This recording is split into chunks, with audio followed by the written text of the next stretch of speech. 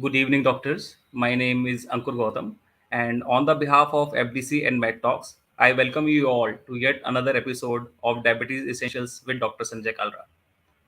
Doctors, that we have taken 4 weeks break because of World Cup and Diwali, but now that we have come back with new energy and new topics to enlighten you. Now, today's topic is a very interesting topic: diabetes and the bone, and uh, now to enlighten us regarding today's topic, I would like to welcome our host, Dr. Sanjay Kalra. Over to you, sir. Thank you, Mr. Ankur. And like you said, we are back with more energy, more enthusiasm. That's the beauty of our subject, our discipline. That's the beauty of life. Last few months, we were watching cricket. Our team did very well. Our boys did a great job. So, three cheers for them. Sometimes things don't go our way, but then it's part of sportsmanship, accepting all these things. It is also part of sportsmanship, accepting the ups and downs that may come our way when we live with diabetes or when our patients live with diabetes. That's why we need to know about all the various complications, comorbid conditions, all the various concerns and complaints that our patients may have. Before we took a break for cricket, we had begun a series on glucocrinology. We were speaking about various endocrine glands and their relationship with diabetes. For example, the pituitary and diabetes, or thyroid and diabetes. Let's continue with that series now, and today we'll talk about the bone and diabetes. Now, suddenly, many of us will wonder why the bone? We are speaking about endocrine organs. And the reason is that the bone is also an endocrine organ.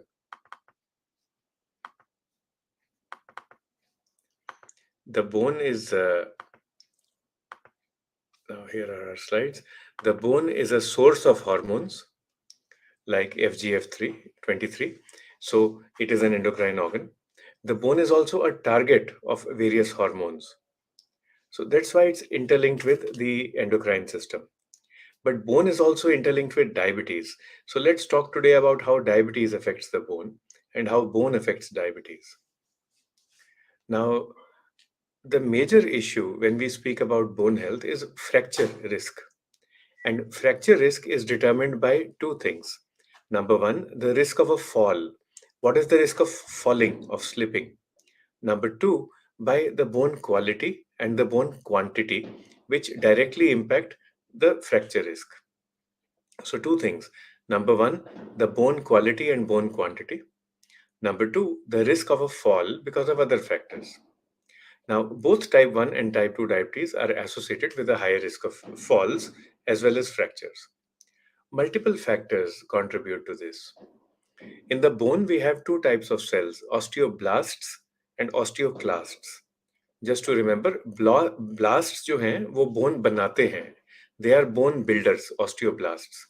And osteoclasts वो bone को काटते हैं. They are osteocutters or bone cutters. Now, it's not that the osteoclasts or osteocutters don't have a physiological role, they do. Because what you want is a dynamic balance. You want osteoblastosis or bone formation occurring at a healthy rate. And if you keep on doing that and you don't break down the old bones, then we'll get in trouble. It's just like a gardener tends to his plants. You keep on watering your plant, you keep on giving it fertilizer, so it grows.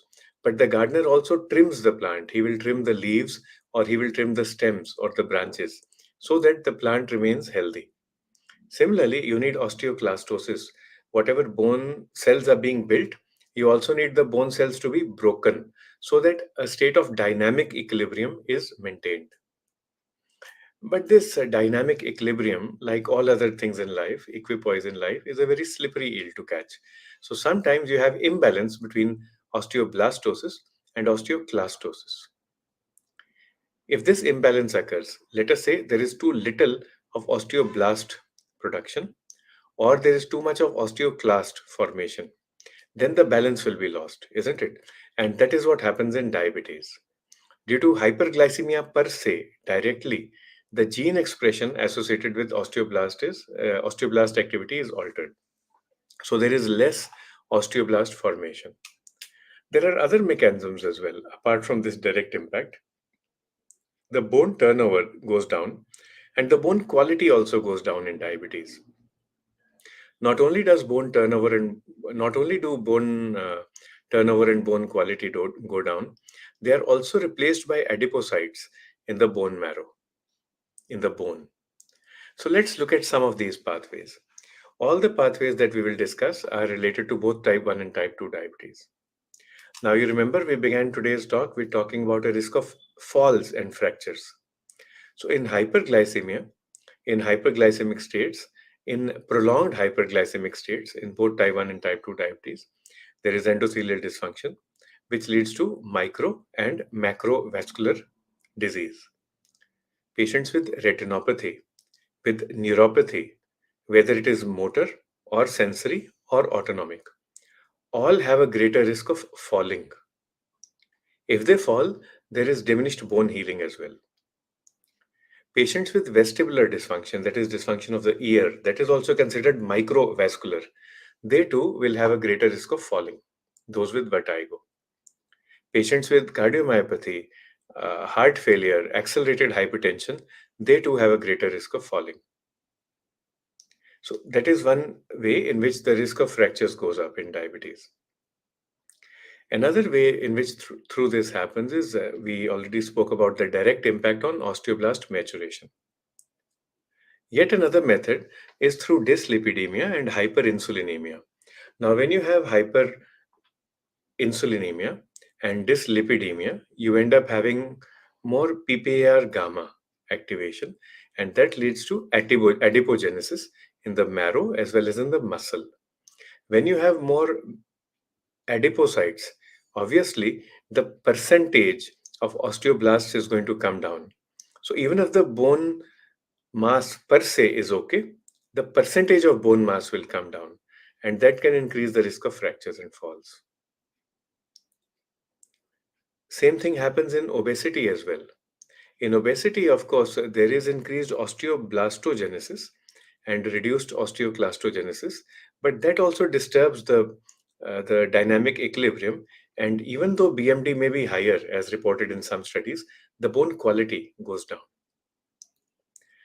Along with reduced bone quality, you also in diabetes have reduced bone formation, and the bone turnover markers like osteocalcin, P1NP, and CICCP go down.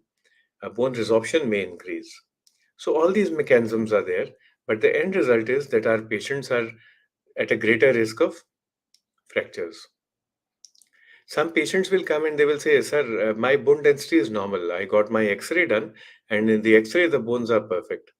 Now, in the X-rays of olden days, you could use them to assess bone density, but now with modern X-rays, because you have uh, now you don't have conventional X-rays, it's digital X-rays that you have now. In digital X-rays, what the X-ray technician does is he changes the brightness so that you are able to see the X-ray properly, and all the X-rays that will come to you will be very bright. You will not be able to, or the patient will not be able to make out the bone density. It is only the X-ray technologist who will know how much of brightness he has added to the film. So you can't use the traditional X-rays now to assess bone strength or bone mass. Similarly, a patient may come and say, "Sir, I got a DEXA done. I got my bone density checked, but the reports are normal." The answer to such patients is that the routine DEXA does not pick up bone quality disorders. So, bone quality may be impaired, and DEXA may not be able to pick it up. Third thing that is along with DEXA is that obese people, they may have false values on DEXA. So if your person is really obese, the DEXA machine also may not be able to pick up the right density. So all these are things that we should be aware of. Other people will come and say, "Sir, you told me to get my FRAX testing done." So I went to the FRAX website, that is FRAX. I put in all my data, and my fracture risk is very low.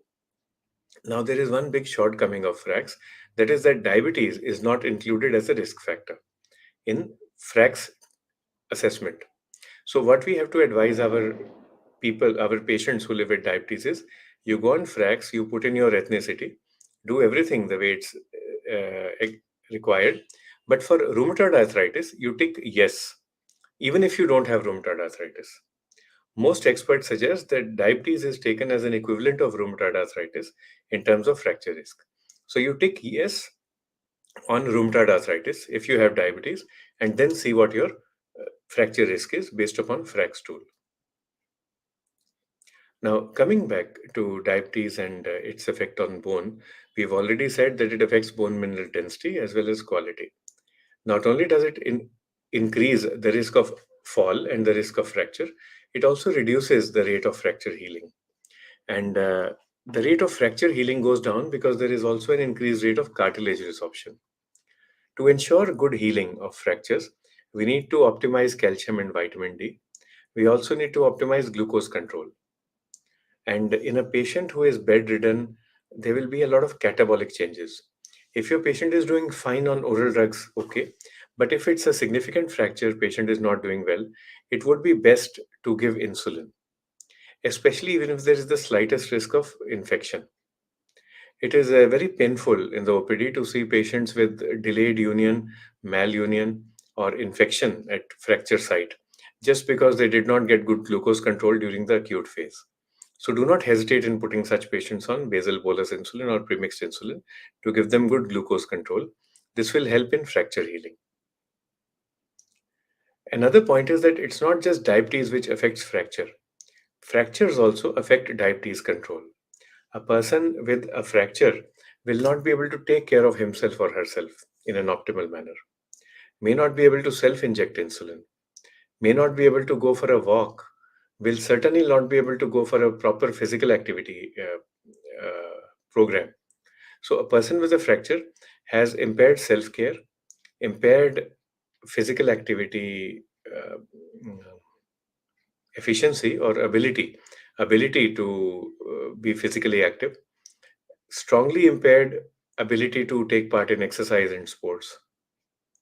And it's possible that during fracture, the entire family says, you must eat more because otherwise, how will you gain your health? So the patient indulges in overeating. And all these can impact diabetes control. So it's a bi-directional relationship, and we should be aware of both aspects. We should also be aware, like we said, that insulin actually helps in osteoblastosis. So if your patient is insulinopenic or the blood glucose levels are high, do not hesitate in giving insulin to your patient. Other drugs are also there which can be used.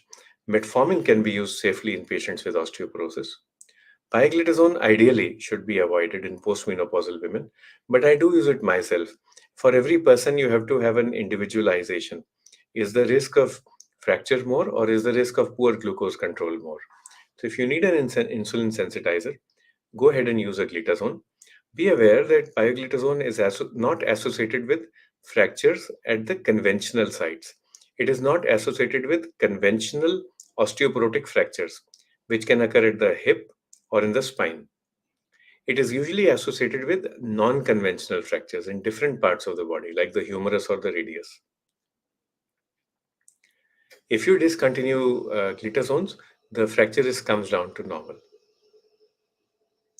GLP-1 RAs are being used frequently. Oral semaglutide, injectable liraglutide, and dulaglutide are available in India. The bone mineral density actually goes up, but the bone quality may come down. Clinically, it is not a significant impact. Theoretically, it is thought that SGLT2 inhibitors may increase fracture risk by increasing serum phosphate levels, but practically, that has also been shown not to be significant. So, for practical purposes, just avoid glitazones if possible and use insulin and metformin more proactively. The key would be to achieve good glucose control, prevent microvascular complications, and improve bone health. For improving bone health, the first thing is to optimize lifestyle, to optimize calcium and vitamin D. But if a patient has established osteoporosis, then we have to use anti osteoporotic drugs. You can use either anti resorptives like bisphosphonate or denosumab, or you can use anabolic drugs like teriparatide. Different ways of managing osteoporosis are there. Some people will start with a bisphosphonate for 7 to 8 years and then go on to teriparatide. Others will do the opposite. First, they'll start teriparatide and then go on to bisphosphonates. But either way, do get a Frax estimation done for your patient. If possible, get a DEXA done. One simple test which can help pick up a lot of osteoporosis in India is an X-ray of the spine lateral view. X-ray of the thoracolumbar spine lateral view that can pick up fractures. But this will pick up osteoporosis when it has already caused a spinal fracture, not before that. Let's come to our questions for today. We have understood today that diabetes is associated with bone disorders. But what is the term that we used to describe the bone thinning condition associated with diabetes? Was it osteoarthritis, osteoporosis, osteomyelitis, or osteogenesis? So, which of these is associated with diabetes? Osteoarthritis, osteoporosis, osteomyelitis, or osteogenesis? Our first question was based upon what we discussed today. Our second question is also based upon that. How does diabetes contribute to bone loss? Does it increase bone mineral density and thereby cause bone loss? Does it promote calcium absorption, increase calcium absorption? Does it reduce insulin resistance? Is insulin resistance reduced in diabetes? Or does diabetes affect bone formation and remodeling? Does it affect bone formation and remodeling and osteoblastosis? With these questions, let's come to our with these quiz questions. Let's come to our questions for today, and we welcome everyone, including Vovoji, who pays tribute to the legendary Dr. K.K. Agarwal. We join you, Vovo Sahab, in that. Assalamu alaikum, bete, to Fatima ji from Pakistan. Fatima is a student there, and we welcome you. We hope that you enjoy these sessions. And a very good evening to Dr. Siddharth Dangar as well. It's been great being with you, and we come back from cricket season. Gradually, more and more people will come. Let me focus on one aspect today, which we were not able to discuss properly. That is screening for osteoporosis. The simplest method is to do a FRAX estimation. FRAX. This is free to use, so you just go to the website, type FRAX, FRAX. That will take you to the University of Sheffield website, and then you put in your data. If you're from Pakistan, Afghanistan, India, we have Indian ethnicity data, so just click that and just see what your fracture risk is. If it is high, then we go and do further investigations for osteoporosis and manage it. A warm welcome to Vinay Desai Saab as well, and it's good to be with you after such a long hiatus. I'd like to thank everyone for having joined KK Med Talks on Mondays and Thursdays, and also for continuing with our FTC Diabetes Essentials. Good evening to Dr. Gauri Shankar sir. Dr. Saab is a physician who practices diabetes as well. Warm welcome, sir. It's good to be with you. One other question that we are asked is about calcium and vitamin D. So how much should we give? Now, the recommendations for calcium are quite high.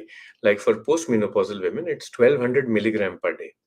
Very few of our patients are able to reach that level. When you look at milk consumption all across South Asia, it varies a lot. Milk consumption is only 50 to 100 ml per day, 50 ml per day in Meghalaya in eastern India, but it's around 600 ml per day in Haryana in northwest India, and it would be the similar in Punjab in both India and Pakistan. So you do need to supplement calcium, but to make sure that the calcium reaches from the intestine to the bone, you need vitamin D. So a good recommendation without testing would be vitamin D 60,000 units once a week for 8 to 12 weeks, and then once a month forever and ever. Beta Cross Lab is a bone marker test.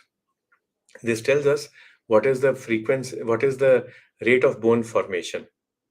Now, these tests, the bone markers, are marketed as tests for screening of osteoporosis. They may or may not help, but you can use them for monitoring. Because what happens when you start treatment for osteoporosis, the DEXA test should be done only after 1 to 2 years. The bone quantity doesn't change so fast, the BMD doesn't change so fast. But the bone marker test can be done earlier. You can do them at 3 months, at 6 months also. So if you are giving an anti-resorptive drug, then you will find that the bone resorption markers will come down. If you're giving an anabolic drug like teriparatide, then you will find that the bone formation markers are going up. So these tests can be done if you want to screen more regularly and if your patient demands that.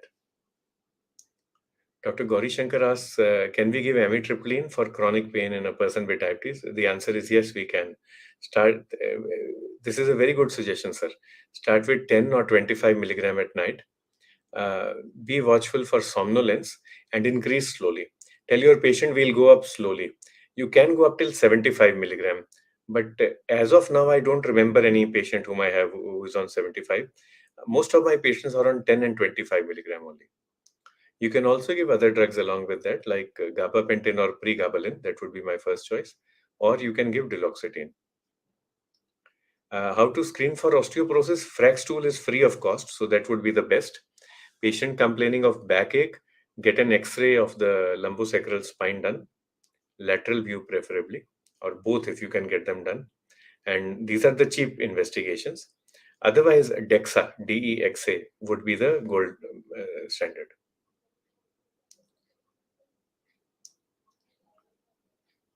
I'd like to thank everyone for their questions. And now it's winter is coming up, so I look forward to having these cozy chats with everyone. We'll talk every Sunday about different aspects of diabetes care. And thanks, Dr. Siddharth, for pointing out duloxetine is a drug that you can use. So usually begin with monotherapy. You can begin with duloxetine. If there is a strong depressive overlay, there is an overlay of depressive symptoms. If there is none, then the drug of choice would be pregabalin or gabapentin, either of these. And the third choice is amitriptyline. Amitriptyline is the most economical out of them. The disadvantage is that it can cause increased somnolence.